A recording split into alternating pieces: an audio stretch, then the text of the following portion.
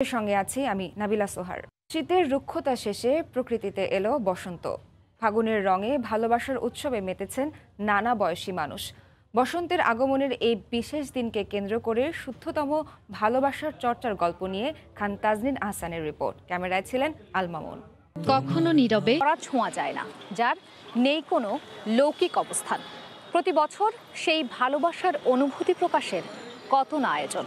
তাই বসন্তের হলুদ পলাশ হোক কিংবা রক্তরাঙা লাল গোলাপ, প্রতিটি মানব মনে শুদ্ধতম ভালোবাসা বিরাজ করবে আর ছড়িয়ে পড়বে প্রাণ থেকে প্রাণে, এমনটাই প্রত্যাশা।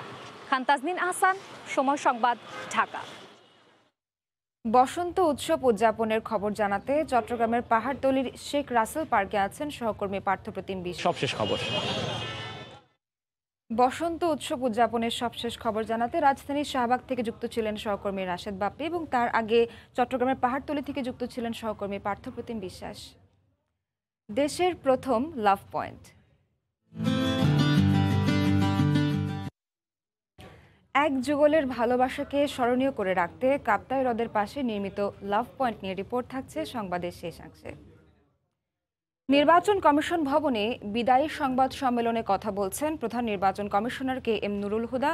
সরাসরি যাচ্ছি সেখানে। নির্বাচন কমিশন ভবন থেকে বক্তব্য রাখছিলেন প্রধান নির্বাচন commissioner K M Nurul Huda. আমরা সরাসরি যুক্ত ছিলাম সেখান থেকে। বেগম খালেদা জিয়ার মাদার অফ ডেমোক্রেসির সম্মাননা নিয়ে বিএনপিতে আছে নানা কথা। দলটির স্থায়ী কমিটির সদস্য গয়েশ্বর চন্দ্র রায় বলছেন, সম্মাননা দেয়া Canadian human rights international organisation নিয়ে সন্দেহ ছিল তাদের। প্রতিষ্ঠানটির বিষয়ে খোঁজ খবর করতে করতে 3.5 বছর সময় নেয় দলটি। স্থায়ী কমিটির আরেক সদস্য সেলিমা রহমান মনে করেন, পুরস্কার পাওয়ার বিষয়টি জনসমক্ষে আনতে মহাসচিবের কেন এত দেরি হয়েছে তা যাচাই করা উচিত। থাকছে প্রধানমন্ত্রীর আরব আমিরাতে আসা। মেট্রো রেলের 8ম চালান নিয়ে মোংলা বন্দরে পৌঁছেছে বিদেশি বাণিজ্যিক জাহাজ এমভি হরাইজন 9। এবারের চালানে 8টি বগি ও 4টি ইঞ্জিন সহ বিভিন্ন যন্ত্রাংশ এসে পৌঁছেছে। বিস্তারিত জানাতে বন্দরে আছেন সহকর্মী মাহমুদ হাসান। সরাসরি যাচ্ছি তার কাছে। মাহমুদ, মোংলা বন্দর থেকে সরাসরি যুক্ত ছিলেন সহকর্মী মাহমুদ হাসান। খুলনা শিপইয়ার্ডে নামানো হলো বাংলাদেশ নৌবাহিনীর তৈরি নতুন যুদ্ধজাহাজ শহীদ দৌলত। সকালে আনুষ্ঠানিকভাবে যুদ্ধজাহাজটির উদ্বোধন করেন নৌবাহিনীর। রুল নিষ্পত্তি না হওয়া পর্যন্ত শিল্পী সমিতির সাধারণ সম্পাদক পদ শূন্য থাকবে। সকালে শুনানি শেষে এমন আদেশ দিয়েছেন প্রধান বিচারপতি।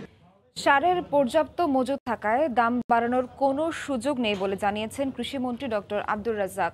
কৃষকদের যাতে বেশি দামে সার কিনতে না হয় সেজন্য সরকার কঠোর অবস্থানে রয়েছে বলেও হুঁশিয়ার করেছেন তিনি। সরকারের সচিবালয়ের সংবাদ সম্মেলনে মন্ত্রী একথা বলেন। সরকার সারের উৎপাদন। সময় সংবাদ, রাঙামাটি।